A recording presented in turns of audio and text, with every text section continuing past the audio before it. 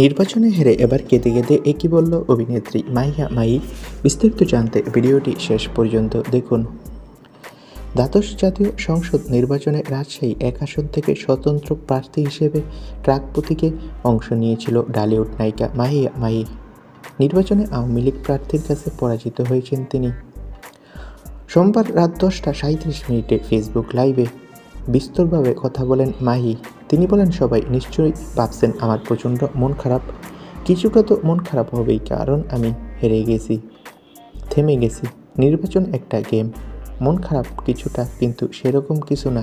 নায়িকা জানান, প্রতিটি সিচুয়েশনে আগে নেগেটিভ বিষয়টি মাথায় রাখেন যে নেগেটিভ হতে পারে। প্রতিটি সিচুয়েশনের জন্য মানসিকভাবে প্রস্তুত ছিলেন তিনি।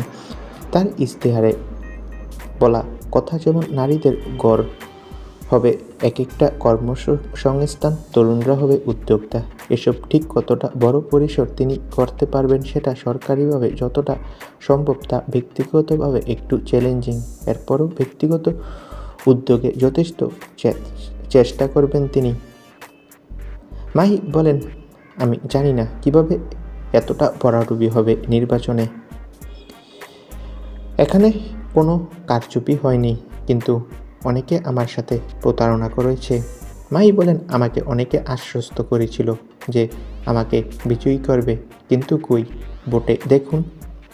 সামান্য কিছু ভোটের ব্যবধান হলে হয়তোবা কিছু বলা যেত, কিন্তু এখন কথা বলার মতো অবস্থানে নেই।